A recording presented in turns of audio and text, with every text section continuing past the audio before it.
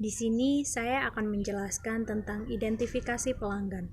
Nah, sebelum kita memasuki apa itu identifikasi pelanggan, alangkah lebih baiknya saya akan menjelaskan tentang pelanggan. Nah, menurut LL Bean, dia memberikan beberapa definisi tentang apa itu pelanggan. Yang pertama, pelanggan adalah orang yang tidak tergantung pada kita, tetapi kita yang tergantung padanya. Yang kedua, pelanggan adalah orang yang membawa kita kepada apa keinginannya. Yang ketiga, tidak ada seorang pun yang pernah menang beradu argumentasi dengan pelanggan. Yang keempat adalah pelanggan adalah yang teramat penting yang harus dipuaskan. Atau dengan kata lain, pelanggan merupakan semua orang yang menuntut perusahaan untuk memenuhi suatu kualitas tertentu atau kebutuhan mereka agar mereka puas. Sebelum kita memberikan kepuasan kepada pelanggan, maka kita harus memberikan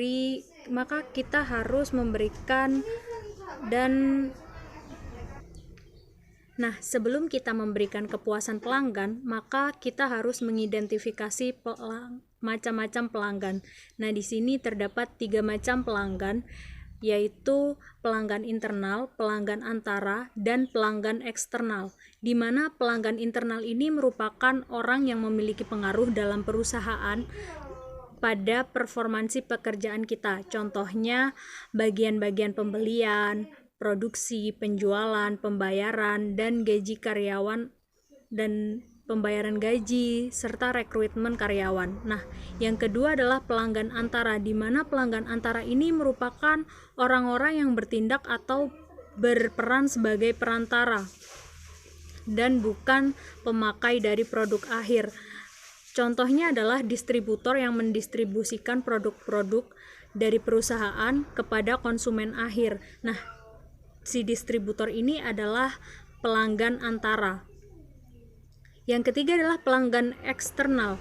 Pelanggan eksternal ini merupakan pembeli atau konsumen akhir atau pemakai akhir produk, atau yang biasa disebut juga dengan pelanggan nyata. Pelanggan nyata yang seperti kita ini, kita langsung membeli dan langsung mengkonsumsi barang tersebut. Nah, setelah kita mengidentifikasi pelanggan melalui macam-macam pelanggan, dari situ kita dapat menarik hubungan antara pemasok dan pelanggan internal dan eksternal yang ditunjukkan oleh bagan seperti yang ada di samping. Bagan tersebut menjelaskan bahwa terdapat pemasok dan pelanggan yang berada di luar perusahaan atau yang biasa disebut dengan pemasok dan pelanggan eksternal. Selain pelanggan dan pemasok eksternal, terdapat pemasok dan pelanggan yang berada di dalam perusahaan atau yang biasa disebut dengan pelanggan dan pemasok internal. Nah, di mana pemasok internal ini merupakan orang atau badan yang menjual bahan baku, bahan pembantu, informasi, teknologi, modal, mesin, tenaga kerja, dan input lainnya kepada perusahaan. Nah, input ini digunakan secara efisien agar memperoleh tingkat produktivitas yang tinggi. Di mana pelanggan eksternal merupakan orang yang membeli atau menggunakan output produk atau jasa pelayanan dari perusahaan tersebut. Nah, output ini merupakan pencapaian efektivitas yang berpengaruh terhadap produktivitas perusahaan. Nah, pelanggan eksternal atau yang biasa disebut pelanggan nyata atau konsumen. Sedangkan pemasok internal merupakan sebagian orang yang menyediakan komponen untuk diproses oleh setiap orang di bagian yang ada di dalam perusahaan. Nah, pelanggan internal sendiri itu adalah setiap orang atau bagian perusahaan yang menangani proses pembuatan produk di dalam perusahaan serta menerima komponen dari pemasok internal. Nah, dalam transformasi ini, kualitas proses yang menjamin dihasilkannya produk dan jasa pelayanan yang berkualitas merupakan fokus utama yang harus dilakukan oleh sebuah perusahaan. Nah, sedangkan produktivitas itu merupakan rasio antara efektivitas dan efisiensi dari perusahaan itu sendiri. Nah, sedangkan hubungan di antara pemasok dan pelanggan seperti pada bagan akan dapat diketahui keinginan serta harapan dari para pelanggan eksternal dengan cepat. Nah, prinsip-prinsip dasar kepuasan pelanggan, atau sebelum kita memasuki itu, kita akan menjelaskan kepuasan pelanggan itu. Kepuasan pelanggan dapat didefinisikan secara sederhana sebagai suatu keadaan di mana kebutuhan, keinginan, dan harapan pelanggan dapat terwujud melalui sebuah produk yang akan dikonsumsi atau sedang dikonsumsi dan atau telah dikonsumsi. Nah, sebagai mana itu pada dasarnya di sini ada rasio. Nah, prinsip-prinsip dasar kepuasan pelanggan sendiri adalah terdapat pada kebutuhan, keinginan, serta harapan pada pelanggan itu sendiri pada saat dia memakai atau mengonsumsi suatu produk tersebut. Nah, di sini terdapat rasio perbandingan kepuasan pelanggan yang dinyatakan dengan Z sama dengan X banding Y atau X per Y, di mana Z merupakan kepuasan pelanggan dan X adalah kualitas yang dirasakan oleh pelanggan, dan Y merupakan kebutuhan, keinginan, dan harapan dari pelanggan. Nah, maka jika pelanggan merasakan bahwa kualitas produk melebihi kebutuhan, keinginan, dan harapan mereka, maka kepuasan pelanggan itu akan menjadi lebih tinggi atau bernilai lebih dari 1. Bisa dikatakan Z lebih besar dari 1. Nah, sebaliknya, jika pelanggan merasakan bahwa kualitas produk tersebut lebih rendah dari kebutuhan, keinginan, dan harapan mereka, maka kepuasan pelanggan akan bernilai lebih kecil daripada 1 atau Z lebih kecil dari 1. Selain itu, kepuasan pelanggan juga tergantung pada persepsi dan ekspektasi dari pelanggan itu sendiri. Kenapa? Karena pemasok itu harus mengetahui beberapa faktor-faktor dari yang mempengaruhi hal-hal tersebut. Maksudnya ekspektasi dan persepsi mereka, di mana ada faktor kebutuhan dan keinginan, pengalaman saat mengkonsumsi produk dari perusahaan maupun pesaing-pesaingnya, dan pengalaman dari orang lain, serta komunikasi melalui iklan dan pemasaran yang akan mempengaruhi persepsi pelanggan. Baik, selanjutnya saya akan menjelaskan bagaimana proses untuk mengetahui harapan pelanggan. Nah, proses untuk mengetahui harapan pelanggan dimulai pada saat target pasar uang telah bergeser menjadi target perusahaan untuk suatu produk ataupun jasa tertentu. Kemudian, perusahaan bisa mengetahui harapan pelanggan dengan mengajukan beberapa pertanyaan. Yang pertama, apa karakteristik produk yang diinginkan pelanggan? Yang kedua, berapa tingkat performansi yang dibutuhkan untuk memenuhi harapan pelanggan? Yang ketiga, bagaimana kepentingan relatif atau urutan prioritas dari setiap karakteristik? Yang keempat, bagaimana kepuasan pelanggan terhadap performansi yang ada sekarang? Nah, keempat pertanyaan tersebut harus diuji secara langsung, yang kemudian disebut dengan istilah listening to the voice of the customer. Selanjutnya, dari keempat karakteristik tersebut, saya akan menjelaskan satu persatu. Yang pertama, karakteristik yang diinginkan oleh pelanggan. Pada umumnya, pelanggan selalu menginginkan produk atau jasa dengan kualifikasi lebih cepat, lebih murah, dan lebih baik. Nah, kualifikasi lebih cepat sendiri berkaitan dengan dimensi waktu yang mencakup tentang bagaimana kecepatan pelanggan untuk memperoleh produk tersebut, kemudian bagaimana kemudahan pelanggan untuk memperoleh produk tersebut, dan bagaimana kenyamanan pelanggan untuk memperoleh produk tersebut. Selanjutnya, yang kedua, kualifikasi lebih murah. Lebih murah sendiri tentunya berkaitan dengan dimensi biaya, tentang berapa kos yang harus dikeluarkan oleh pelanggan untuk mendapatkan produk atau jasa tersebut. Yang ketiga, kualifikasi lebih baik. Lebih baik sendiri berkaitan dengan dimensi kualitas, tentang bagaimana produk atau kualitas produk yang akan didapatkan atau dibeli oleh pelanggan nantinya. Selanjutnya yaitu pertanyaan kedua tentang tingkat performansi yang dibutuhkan untuk memenuhi harapan. Nah, pada pertanyaan ini itu dikaji tentang karakteristik produk atau jasa yang diinginkan pelanggan itu dapat dipandang sebagai hierarki progresif 3 tingkat. Nah, hierarki progresif 3 tingkat ini terdiri atas 3 tingkatan. Yang pertama yaitu harapan dasar atau yang disebut juga dengan harapan implisit. Yang kedua yaitu harapan eksplisit yang mencakup tentang spesifikasi dan kebutuhan. Dan yang ketiga yaitu tingkat ketiga, harapan tersembunyi yang mencakup tentang kesenangan dan kegembiraan. Tingkat pertama atau harapan dasar atau yang disebut juga dengan harapan implisit. Nah, harapan dasar ini merupakan tingkat performansi minimum, di mana apabila apa yang diharapkan oleh pelanggan terhadap produk atau jasa tidak ada, maka pelanggan akan merasa sangat kecewa dan tidak puas. Contohnya seperti pada saat pelanggan membeli kacamata. Nah, harapan paling dasar yang dia inginkan yaitu selain kacamatanya sendiri tentu mendapatkan kotak kacamata. Nah, apabila saat membeli kacamata dengan lensa minus tidak mendapatkan kotak kacamata, maka pelanggan akan merasa kecewa atau tidak puas.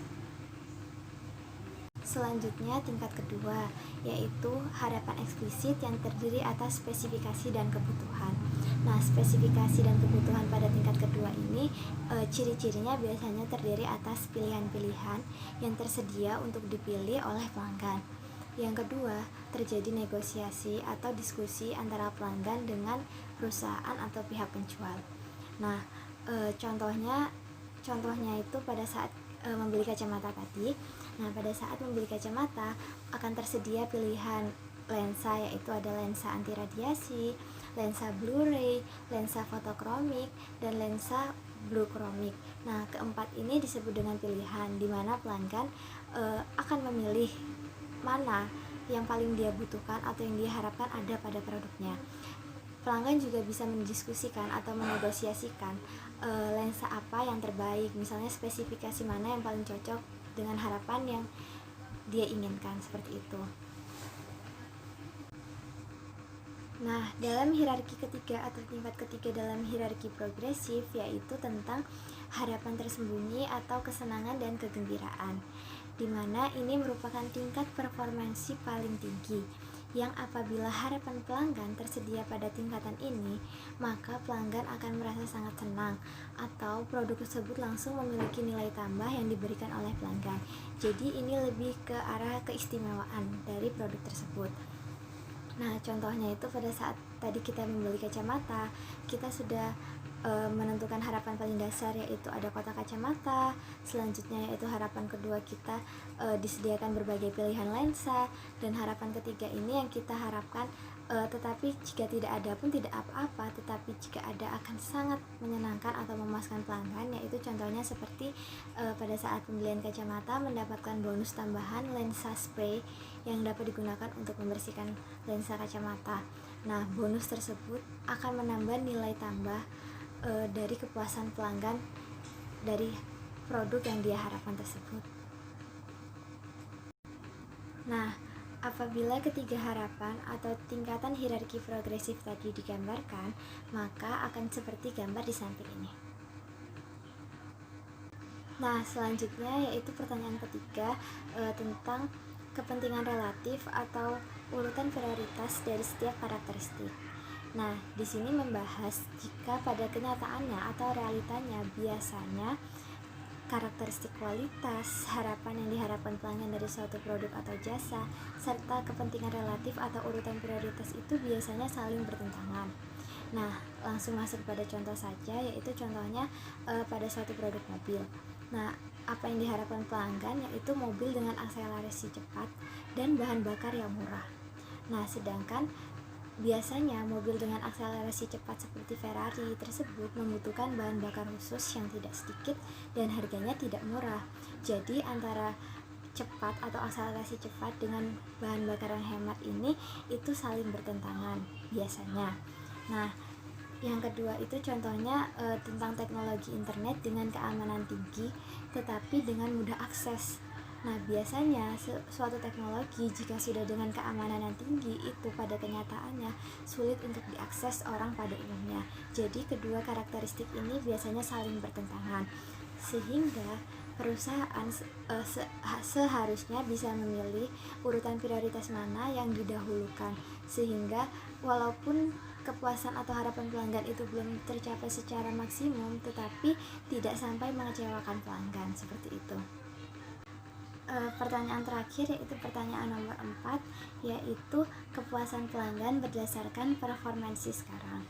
Nah, di sini itu yang dikaji dalam pertanyaan ini adalah bagaimana perusahaan membandingkan tingkat kepuasan pelanggan dengan produk yang sudah ia miliki saat ini dengan tingkat performansi yang sudah ada sekarang, sehingga perusahaan dapat menilai apakah pelanggan sudah puas dengan produk yang ia berikan ataukah belum, seperti itu. Selanjutnya kita masuk ke subbab kedua, yaitu mekanisme untuk memahami harapan pelanggan. Nah, memahami harapan pelanggan sendiri merupakan suatu persyaratan atau prasyarat untuk melakukan peningkatan kualitas produk ataupun jasa serta untuk mencapai kepuasan total pelanggan. Nah, sehingga perusahaan di sini harus menjalankan suatu mekanisme yang terdiri dari kerangka kerja yang biasanya berdimensi 2. Contohnya adalah seperti gambar di sini. Nah, ini adalah kerangka kerja berdimensi 2. Kenapa disebut kerangka kerja berdimensi 2? Karena dia terdiri dari dua sumbu Y dan juga sumbu X. Nah, sumbu X ini merupakan sumbu dengan dimensi pertama, yaitu pendekatan perusahaan dari mode reaktif ke mode proaktif. Dan sumbu yang kedua atau sumbu Y atau dimensi kedua ini adalah tingkat pencapaian dalam setiap pemahaman mekanisme. Nah, dari mekanisme atau kerangka kerja berdimensi 2 ini ada 3 tingkatan. Nah, tingkatan yang pertama yaitu tingkat pemahaman perusahaan paling rendah terhadap harapan pelanggan. Nah, yang kenapa dia paling rendah? Karena di sini perusahaan reaktif, seperti menampung keluhan pelanggan, ya hanya ditampung-tampung saja seperti itu, sehingga mode ini tidak efektif. Nah, kalau dilihat dia yang ini nih. Selanjutnya yaitu tingkat pemahaman kedua atau level 2. Nah, ini mulai naik lagi dari reaktif menjadi aktif, di mana perusahaan mulai berkomunikasi dengan pelanggan walaupun harapan pelanggan tersebut masih menjadi prioritas nomor 2 setelah profit oriented tentunya.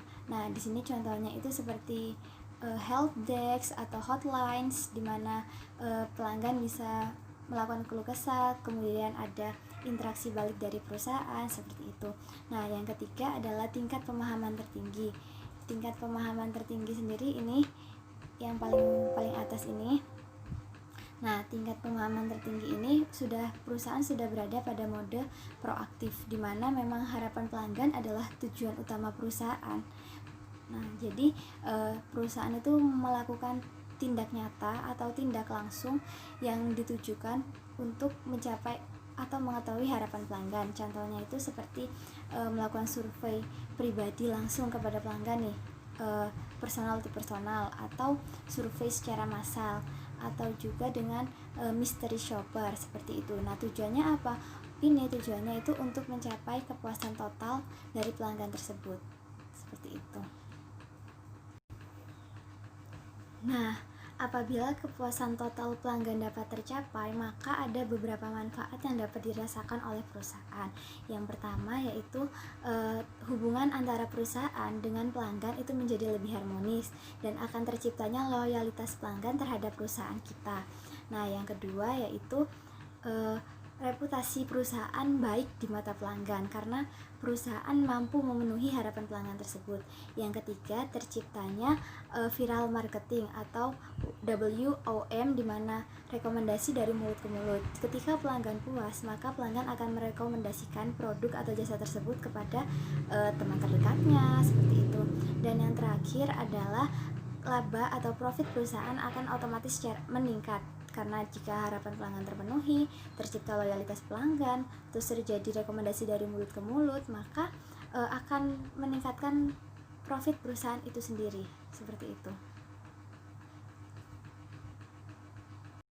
Oke, setelah mendapatkan penjelasan terkait bagaimana mekanisme memahami harapan pelanggan, selanjutnya saya akan menjelaskan terkait dengan Quality Function Deployment atau penyebaran fungsi kualitas pada poin F. Pengertian QFD yang pertama dikemukakan oleh Rivel yang berpendapat bahwa QFD was created to help organization improve their ability to understand their customer need as well as to effectively respond to those needs. Atau dapat diartikan sebagai KFD dibuat untuk membantu organisasi dalam mengembangkan kemampuannya dalam memahami customer dan memberikan respon yang efektif terhadap kebutuhan dari konsumen tersebut. Pengertian yang kedua dikemukakan oleh Nasution yang menyebutkan bahwa KFD adalah suatu proses atau mekanisme terstruktur untuk menentukan kebutuhan-kebutuhan pelanggan dan menerjemahkan kebutuhan-kebutuhan tersebut ke dalam kebutuhan teknis yang relevan, di mana masing-masing area fungsional dan tingkat organisasi dapat mengerti dan kemudian bertindak. Inti dari pengertian quality function deployment ini sebenarnya adalah matriks besar yang dapat menjadi penghubung antara apa keinginan dari pelanggan dan bagaimana sebuah produk akan didesain dan dibentuk sesuai dengan keinginan pelanggan tersebut. Oke, selanjutnya adalah suara pelanggan. Jadi starting point atau titik awal dari proses KFD adalah keinginan dan kebutuhan dari pelanggannya. Dan keinginan dan kebutuhan pelanggan tersebut biasanya lebih familiar disebut sebagai suara dari pelanggan. Terdapat beberapa isu utama dari suara pelanggan, yakni yang pertama, memikirkan kebutuhan dan keinginan pelanggan. Kedua, sebagai titik awal untuk merancang produk dan proses operasional. Ketiga, berfokus dan mengendalikan proses. 4. Harus dimonitor secara terus-menerus. 5. Merupakan tanggung jawab bagi semua area fungsi agar kebutuhan pelanggan dapat terpenuhi. Dan keenam, memberikan basis untuk pengukuran kritis. Selanjutnya itu adalah aktivitas utama dari quality function deployment. Menurut Tony Wijaya, terdapat beberapa aktivitas utama dalam KFD, yaitu meliputi pertama, penjabaran dari persyaratan konsumen. Selanjutnya yang kedua yaitu penjabaran dari karakteristik kualitas yang dapat diukur. Untuk yang ketiga, menentukan hubungan antara kebutuhan, kualitas, dan karakteristik kualitas. Keempat, penerapan dari sejumlah nilai berdasarkan sejumlah angka tertentu terhadap masing-masing karakteristik kualitas. Yang kelima, penyatuan dari karakteristik kualitas ke produk.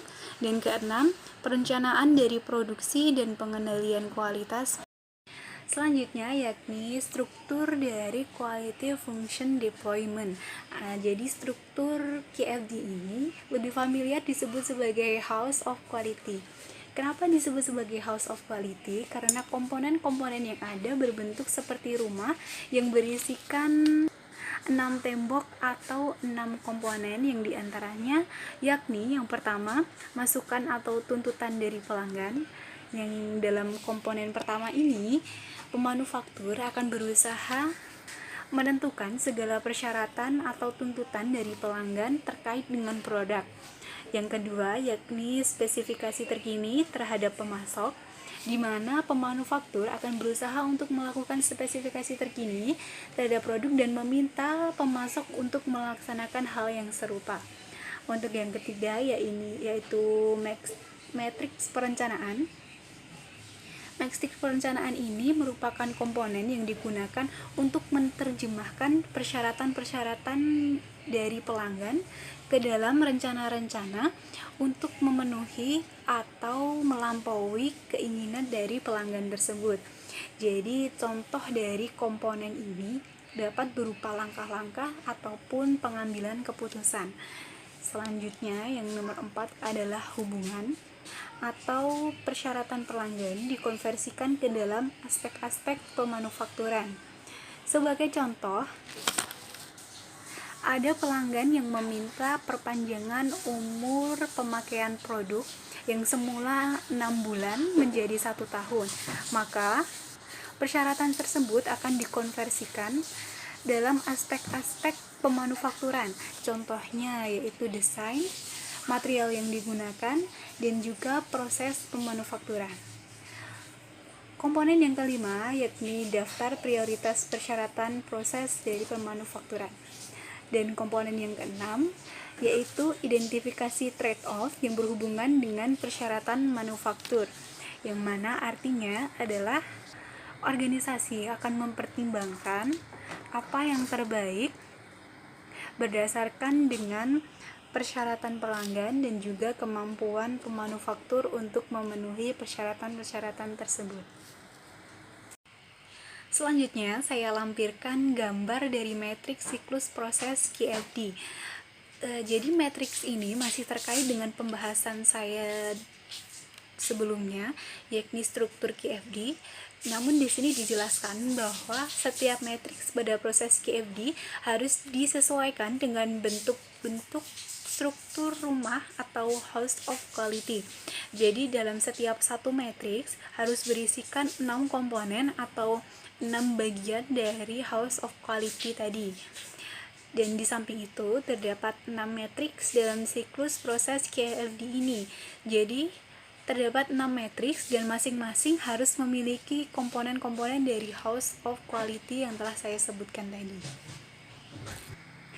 Baik, selanjutnya saya akan menjelaskan terkait dengan matriks 1, di mana matriks 1 ini digunakan untuk perbandingan persyaratan pelanggan dengan ciri-ciri technical produk.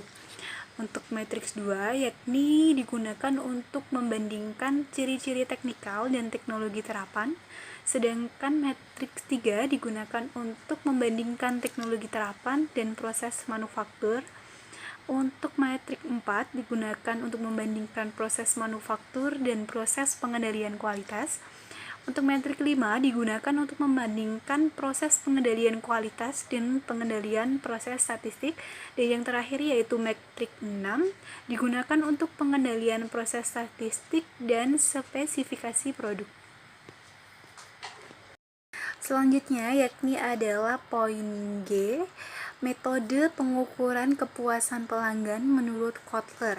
Jadi menurut Kotler ini terdapat 4 metode pengukuran kepuasan pelanggan, yang diantaranya adalah pertama sistem keluhan dan saran. Jadi sistem keluhan dan saran ini adalah sistem yang memberikan ruang dan kesempatan yang seluas-luasnya bagi pelanggan dalam menyampaikan saran, pendapat, ataupun keluhan. Apabila dikaitkan dengan kondisi saat ini, di mana kita telah difasilitasi oleh adanya internet, kita dapat menyampaikan keluhan melalui sosial media dari perusahaan, atau melalui nomor dari customer service yang telah disediakan, ataupun dapat juga melalui email perusahaan yang telah disediakan. Untuk yang kedua, yakni metode ghost shopping. Dari dalam metode ini, perusahaan akan mempekerjakan beberapa orang sebagai ghost shopper untuk berperan sebagai pelanggan potensial produk perusahaan ataupun dari pesaing perusahaan berdasar pada pengalaman mereka dalam pembelian produk. Jadi dalam menggunakan sistem atau metode ini, seseorang ghost shopper akan dapat menilai bagaimana perusahaan dalam menanggapi keluhan-keluhan pelanggan-pelanggannya. Dapat dilakukan dalam perusahaan kita sendiri ataupun dalam perusahaan pesaing, sehingga dapat mengetahui kekurangan ataupun kelebihan dari masing-masing pelayanan yang diberikan oleh perusahaan terkait dengan keluhan atau pelayanan yang diberikan oleh perusahaan. Nomor 3 yakni metode lost customer analysis, yakni perusahaan berusaha menghubungi pelanggannya yang telah berhenti membeli produk ataupun yang telah beralih pemasok. Dan yang keempat yakni adalah survei kepuasan pelanggan. Alhamdulillahirrabbilalamin, terima kasih. Presentasi kelompok 4 terkait dengan fokus kepada kepuasan pelanggan atau konsumen telah selesai kami laksanakan. Kami mohon maaf apabila terdapat kesalahan kata atau pengucapan penjelasan dari materi yang kami sampaikan. Atas kurang lebihnya mohon maaf. Wassalamualaikum warahmatullahi wabarakatuh.